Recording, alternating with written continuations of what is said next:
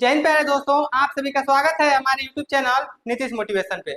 Friend देखिए, आज हम देखेंगे संविधान का जो भाग 3 है, पार्ट 3, जो कि अनुच्छेद 12 से लेकर 35 तक है। इसमें आज हम आर्टिकल जो 23 से लेकर 30 तक है उसको अच्छे से समझेंगे। और फ्रेंड लास्ट में हम 10 MCQ भी लगाएंगे, तो आप वीडियो को लास्ट तक जरूर देखिएगा। तो चलिए फ्रेंड, बिना देर किए वीडियो को शुरू करते हैं। तो देखिए फ्रेंड, सबसे पहले है हमारा अनुच्छेद 23। अनुच्छेद 23 ये कहता है कि मानव तस्करी और जबरन श्रम का निषेध होता है। फ्रेंड इसमें देखिए बताया गया है कि जो मानव तस्करी है, यानी कि मानव यानी मनुष्य का खरीद और बिक्री नहीं किया जा सकता, इस पर रोक लगाया गया है। इसके अलावा बंधुआ मजदूरी नहीं किया जा सकता। ठीक है, ऐसा ना हो कि किसी के साथ हम उसको मजदूरी कराएं और उसकी अपेक्षा बहुत कम काम दे, यानी कि दिन भर 8 घंटे उसको ड्यूटी कराएं और उसको पैसे के नाम पे 100-200 रुपए दे दे, तो ये उसके साथ नाइंसाफी होगा। तो ये भी इसमें रोक लगाया गया है। इसके अलावा फ्रेंड तीसरी बात है, जबरन काम नहीं करा सकते, यानी कि ऐसा ना हो कि किसी से हम काम कराएं, जबरदस्ती काम कराएं और उसको बिल्कुल पैसा ही ना दे। तो जबरदस्ती काम भी हम नहीं करा सकते हैं किसी से, ये भी हमारा अनुच्छेद कहता है। इसको हम एक रियल लाइफ एग्जाम्पल के साथ समझते हैं। देखिए दिया है, अगर किसी ईंट या भट्ठे पर, ठीक है, मजदूरों को कर्ज के बदले जबरन काम करवाया जाता है, तो ये गलत है। ठीक है, आप किसी को मान लीजिए कर्जा दिए हैं और कर्जा नहीं चुका पाया है, तो आप उसे कर्जा लेने के लिए टाइम दे सकते हैं, ऐसा ना हो कि आप उससे जबरदस्ती काम कराएं। ठीक है फ्रेंड, तो ये हमारा अनुच्छेद 23 था। अगला देखते हैं।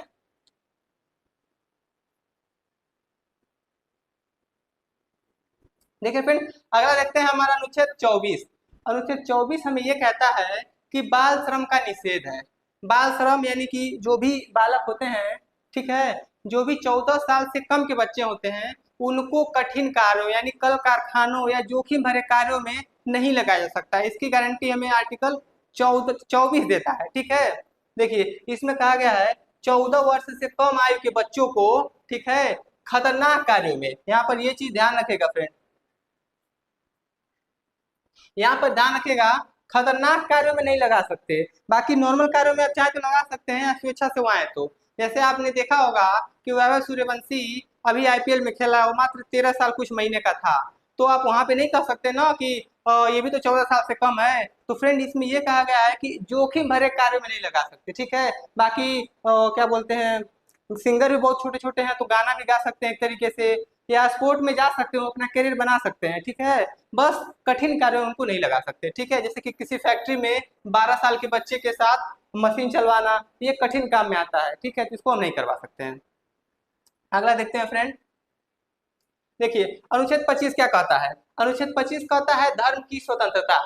ठीक है, सभी धर्मों को, सभी को अपने धर्म मानने, पालन करने और प्रचार करने का अधिकार है। यानी कि अगर आप भारत के नागरिक हैं, तो हमारा अनुच्छेद 25 है, ये हमको अधिकार देता है कि आप भारत में जितने भी धर्म है, आप कोई भी धर्म मान सकते हैं, उसका पालन कर सकते हैं, प्रचार प्रसार कर सकते हैं। ठीक है, जैसे आप हिंदू होते हैं तो टीका लगा के कहते हैं ना कि हम टीका लगा लिए तो हम हिंदू हैं, वो अपना बिल्कुल दिखावा कर सकते हैं अपने धर्म का। जो मुस्लिम वो लोग होते हैं, वो अपना टोपी पहनते हैं या दाढ़ी रखते हैं, तो भी उनका अधिकार है। और ये अधिकार को किस में दिया गया है, तो ये उनको अनुच्छेद 25 में दिया गया है। इसके अलावा देखिए यहाँ पर दिया है, कोई चाहे तो मंदिर में पूजा करे, ठीक है, या मस्जिद में नमाज पढ़े, ये उसका अपना अधिकार है। ठीक है, तो उसको ये स्वतंत्रता दी गई है। अब फ्रेंड अगला देखते हैं। देखिए अनुच्छेद 26। अनुच्छेद 26 में ये धार्मिक संस्थाओं को स्वतंत्रता दी गई है। देखिए फ्रेंड, अनुच्छेद 25 में बताया गया था कि जो व्यक्ति है, वो व्यक्ति को स्वतंत्रता दी गई थी, वो किसी भी धर्म को मानने के लिए स्वतंत्र है। लेकिन जो हमारा ये अनुच्छेद 26 है, ये व्यक्ति को नहीं, एक समूह को दिया गया है। ठीक है, एक संस्था को दिया गया है कि एक संस्था जो होगी, वो देखिए जो धार्मिक समुदाय होंगे उनको दिया गया है। यानी कि कोई भी धार्मिक समुदाय अपने धार्मिक संस्थानों का प्रबंधन कर सकता है। अभी आप देख रहे होंगे कि दुर्गा पूजा का टाइम आने वाला है, सभी लोग, हिंदू वाले लोग अपना जो क्या बोलते हैं, मूर्ति लाते हैं देवी दुर्गा माता का, और उनका पूजा प्रतिष्ठा जो भी करते हैं, तो ये एक संस्था होती है ना, देखते हैं वो लोग चंदा लेते हैं, एक अपना पूरा संस्था बनाते हैं, फिर उसको पूरा मतलब चंदा जुटाते हैं या फिर उसका पूजा पाठ करवाते हैं, तो इसी के अंतर्गत आता है। ठीक है, इसके अलावा देखिए जो गुरुद्वारा में प्रबंधक होते हैं, ठीक है, समिति द्वारा गुरुद्वारा का जो संचालन होता है, तो ये भी उनको अधिकार दिया गया है गुरुद्वारा को। ये अनुच्छेद किसके अंतर्गत दिया गया है, तो ये हमारा आर्टिकल 26 के तहत दिया गया है। तो फ्रेंड ये अनुच्छेद बहुत ही इंपॉर्टेंट होते हैं, अगर आप जान जाएंगे तो आपको ये एग्जाम में तो काम आते ही आते हैं, आपकी रियल लाइफ में भी काम आएंगे। ठीक है, तो ये बहुत इंपॉर्टेंट है। चलिए अगला देखते हैं। देखिए फ्रेंड, अब देखते हैं हम अनुच्छेद 27। अनुच्छेद 27 क्या कहता है? करों से धार्मिक स्वतंत्रता।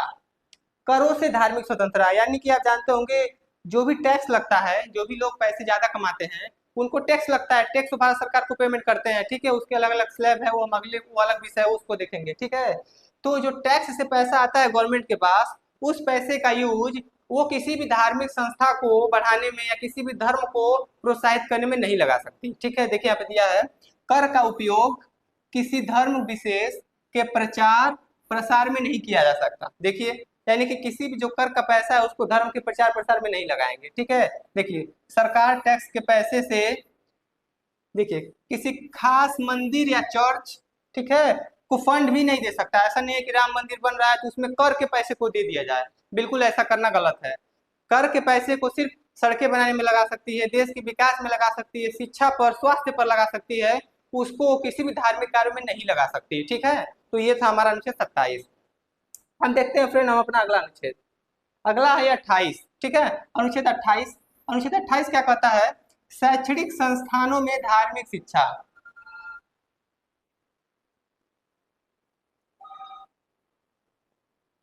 शैक्षणिक संस्थानों में धार्मिक शिक्षा यानी कि गवर्नमेंट, यानी कि हमारा संविधान कहता है कि अगर हमको धार्मिक शिक्षा लेना है, मतलब ये समझिए आप इस तरीके से कि जो अनुच्छेद 28 में ये कहता है कि जो शैक्षिक संस्थान यानी स्कूलों में धार्मिक शिक्षा नहीं दी जाएगी। ठीक है, जो भी स्कूल पूरी तरीके से सरकारी सहायता प्राप्त है, इनमें धार्मिक शिक्षा नहीं दी जाएगी।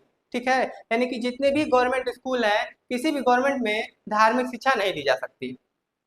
इसके अलावा सरकारी स्कूल में गीता या कुरान की पढ़ाई करना मना है। देखिए, आप किसी भी स्कूल में देखे हैं उसमें गीता पढ़ाया जाता हो, कुरान पढ़ाया जाता हो, नहीं पढ़ाया जाता है। ठीक है, किसी भी तरह के सरकारी संस्था में, सरकारी विद्यालयों में ऐसी शिक्षा नहीं दी जाती है। कभी कभी ये होता है जो सरकार द्वारा, मतलब नहीं है, सरकारी नहीं है, कुछ प्राइवेट स्कूलों में धार्मिक शिक्षा दी जाती है वहाँ की स्थिति को देखते हुए, जैसे कि मदरसा वगैरह है, उनमें धार्मिक शिक्षा दी जाती है।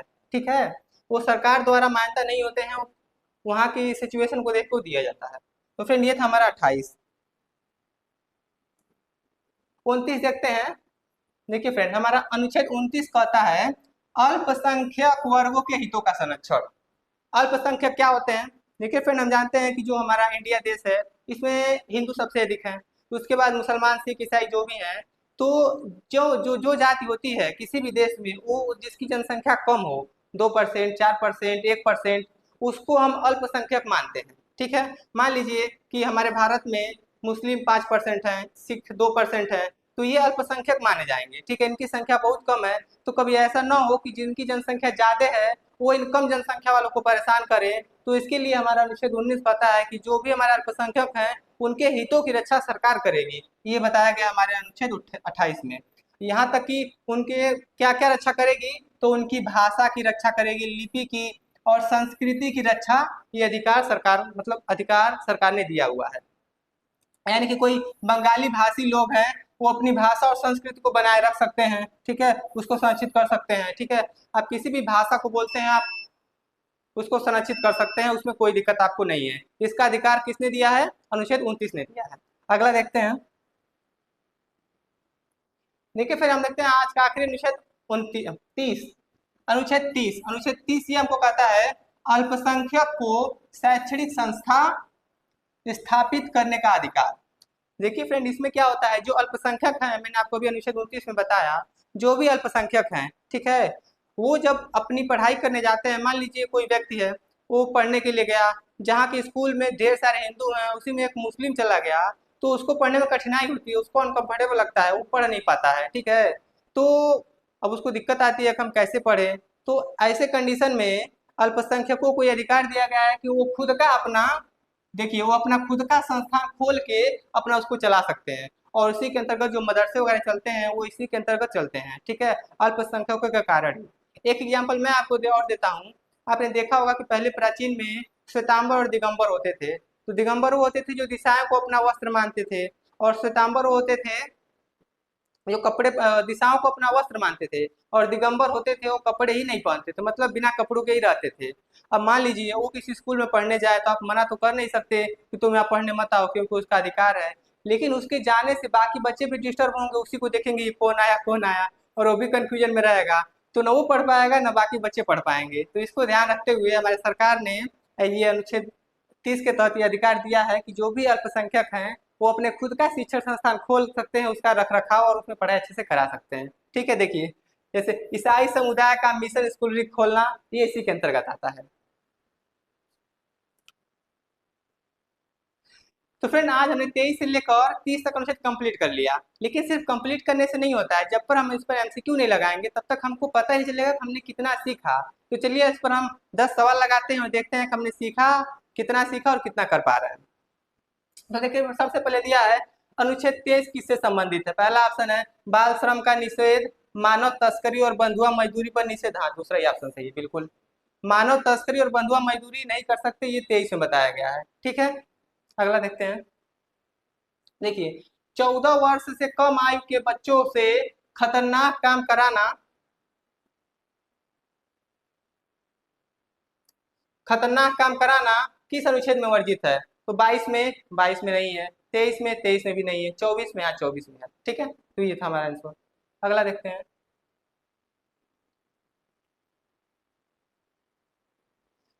अनुच्छेद 25 किस अधिकार से संबंधित है।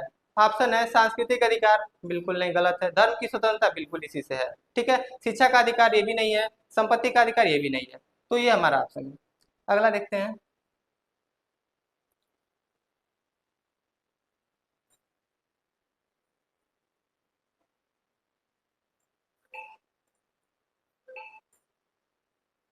अगला देखते हैं, फ्रेज दिया है धार्मिक संस्थाओं को अपने कार्यों का प्रबंधन कराने का अधिकार किस अनुच्छेद में है।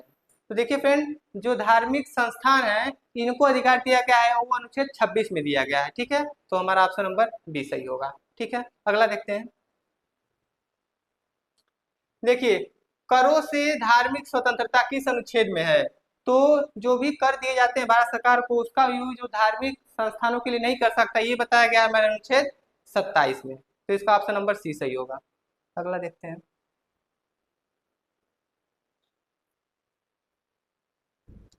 क्वेश्चन नंबर 6 देखते हैं। अनुच्छेद 28 दिया है किससे संबंधित है, साफ साफ लिख दिया है शैक्षिक संस्थाओं में धार्मिक शिक्षा, बिल्कुल इसी से संबंधित है। बाकी हम देखेंगे नहीं, जब हमको पहला ही आंसर मिल गया तो बाकी क्यों देखेंगे। अगला देखते हैं। अनुच्छेद 29 किस अधिकार से संबंधित है। तो समानता का अधिकार, गलत। सांस्कृतिक और शैक्षिक अधिकार, ये भी गलत। अनुच्छेद 29 स्वतंत्रता का अधिकार, ये भी नहीं है। संपत्ति का अधिकार, ये भी नहीं है। इसमें ऑप्शन नंबर बी ज्यादा सटीक रहेगा, ये वाला सही होगा। ठीक है, सांस्कृतिक और शैक्षणिक अधिकार, ठीक है, ये वाला है। क्वेश्चन नंबर 8 देखते हैं। दिया है अल्पसंख्यकों को शैक्षणिक संस्था खोलने का अधिकार किस अनुच्छेद में दिया है। तो ये हमारा दिया है, जो कि 28 में तो शिक्षा नहीं दी जाएगी ये बताया गया है, 29 में अल्पसंख्यक है, ये 30 में बताया गया है कि जो अल्पसंख्यक हैं वो हमारे अपने खुद का शिक्षण संस्थान खोल के उसको रख रखाव उसमें पढ़ाई कर सकते हैं। अगला देखते हैं क्वेश्चन। अनुच्छेद 23 देखिए भैया, अनुच्छेद 23 और 24 किस मौलिक अधिकार के अंतर्गत आते हैं। तो देखिए समानता का अधिकार, बिल्कुल गलत है। स्वतंत्रता का अधिकार, अभी देखेंगे। शोषण के विरुद्ध अधिकार, ये भी नहीं है। संवैधानिक उपाय, नहीं। यानी कि स्वतंत्रता का अधिकार है। देखिए 23 और 24 में ये सी ऑप्शन है, सॉरी मिस्टेक हो गया था फ्रेंड, ये सी ऑप्शन है। शोषण के विरुद्ध अधिकार है 23 और 24 में। अगला देखते हैं आज का आखिरी क्वेश्चन। देखिए फ्रेंड क्वेश्चन 10, इसमें क्या दिया है, निम्न में से कौन सा अनुच्छेद धार्मिक स्वतंत्रता से संबंधित नहीं है। तो हम देखते हैं 25 बिल्कुल है, तो ये ऑप्शन नहीं होगा। 26 भी है। 27 भी है। कौन सा अनुच्छेद धार्मिक स्वतंत्रता से नहीं है। तो ये हमारे जो है 29, ये नहीं है। 29 सही होगा। 29 क्या है, अल्पसंख्यक हितों के संरक्षण से संबंधित है। तो फ्रेंड ये नहीं है। तो फ्रेंड आज हमने सीख लिया अनुच्छेद 23 से लेकर 30 तक, बिल्कुल डिटेल में समझा और उस पर संबंधित एमसीक्यू भी लगाया। फ्रेंड अगर ये आपको वीडियो अच्छा लगा हो तो कमेंट में जरूर बताइएगा। ठीक है, वीडियो को लाइक जरूर करिएगा और चैनल पे पहली बार आए हैं तो चैनल को सब्सक्राइब जरूर करिएगा। ठीक है फ्रेंड, मिलते हैं नेक्स्ट वीडियो में, तब तक के लिए जय हिंद जय भारत।